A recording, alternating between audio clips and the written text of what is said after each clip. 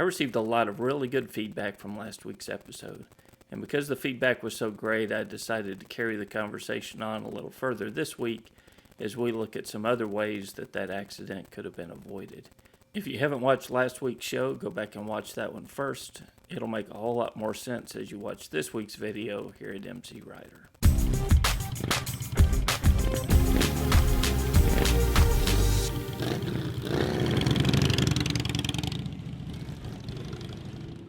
If you're new to the channel, my name's Kevin Morris. I'm a motorcycle instructor here in North Texas, where I release weekly training videos here on this YouTube channel and at MCrider.com, and they're all about helping you gain more control over your motorcycle. If you like what we're doing, I ask you to subscribe to our channel, to share our videos with your friends and your riding buddies, and if you really like what we're doing, I hope you'll consider supporting us on Patreon.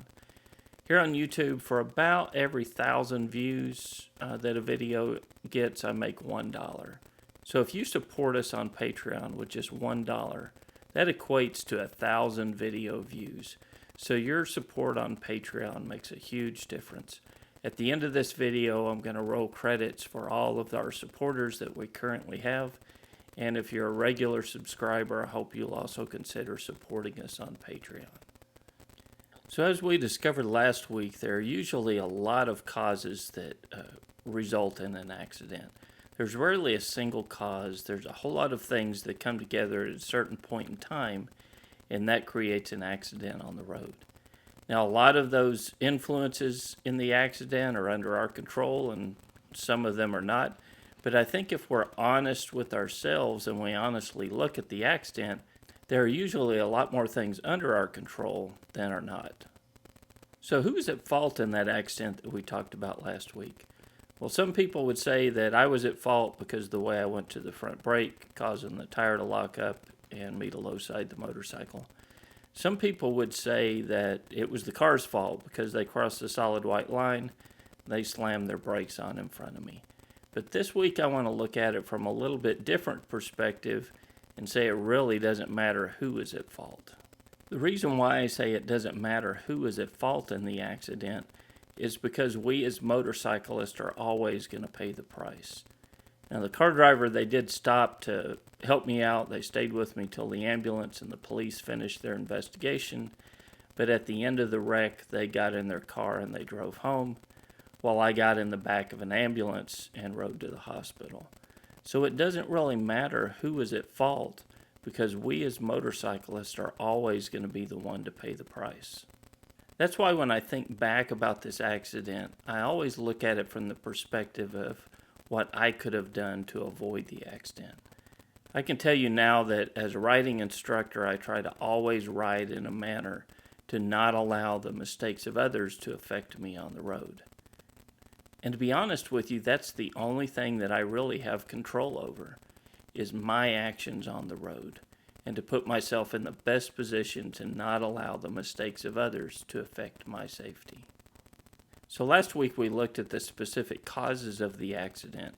This week, let's break it down into 3 strategies to help us avoid similar situations in the future: perception, reaction, and braking. So perception is our ability to be aware of our surroundings. And with good perception skills on a motorcycle, you can often see a danger situation before it even happens. So my perception skills were hurt a lot by what I was thinking about. I told you guys last week that my mind was on the concert that night. I was thinking 10 or 15 miles up the road about what I needed to do when I got home, and I wasn't riding in the moment. So my perception of the environment was a big hindrance to my safety on the road. And in fact, I didn't even see that vehicle until they pulled out in front of me and slammed on their brakes. Also, my reaction to the situation was a big contributor to the accident. I told you guys last week I reached out and I grabbed that front brake, grabbed a handful of front brake. Before I realized what was happening, the bike was low siding and I was down on my side.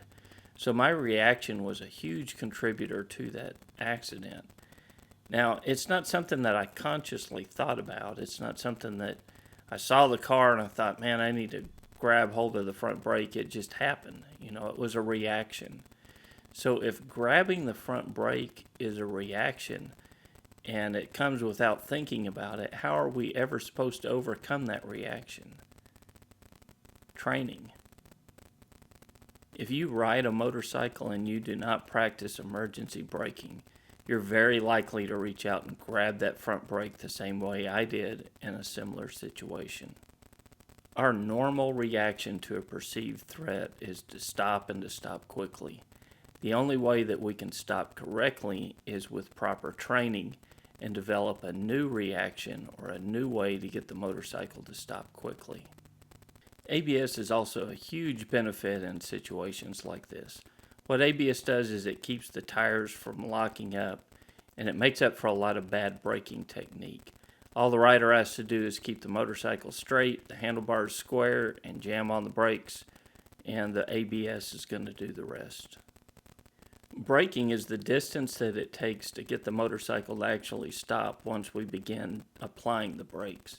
So we've talked about our perception of the environment, how we perceive risk, how we perceive danger zones, our reaction to it, and now we're applying the brakes. Like we said earlier, emergency braking is a technique that you need to be practicing, that you need to be working on. The problem with emergency braking is just the practice of it itself can be dangerous as well. So that's why I encourage you guys, when you practice your emergency braking, if possible, have somebody there with you. And then as you're starting out, work at speeds 10 to 15 miles per hour and probably never exceed speeds of 30 miles per hour in your emergency braking, because the last thing you want to do is to cause an accident when you're out trying to practice to avoid them in the first place. That's also why MSF, a basic rider class, is really good in this regard as well. Like to tell students sometimes, what's the best motorcycle to learn to ride on? Somebody else's, right? It's better to crash our motorcycle. It's better to crash a state-owned or a sponsor-owned motorcycle than your own if you're going to do it. So take an MSF class. Take the basic rider course if you haven't done so. You'll have a trained rider coach watching you, evaluating you, working you through some emergency stop. And you'll get to do it in a safe environment, and you'll get to do it on somebody else's motorcycle. So if you want more information on emergency braking, on how I practice it, I've got an entire playlist on the YouTube channel homepage. Motorcycle Braking Tips and Techniques. So you can go on there, and anything that I've done, videos that I've shot on emergency braking, whether in a straight line or a curve, I've put those all together for you in that playlist. So if you're a regular here and you got a keen eye, you'll notice our new improved background back behind us. I want to thank my wife for helping me out, putting that covering up on the wall, helping me get my garage/studio/computer lab set up to help me bring a little better looking videos to you guys. So I apologize, there's nothing I can really do to make myself look better, but I figured at least I could make your background look a little better for you. So until next week, guys, this is Kevin with MCrider, and we'll see you on the road.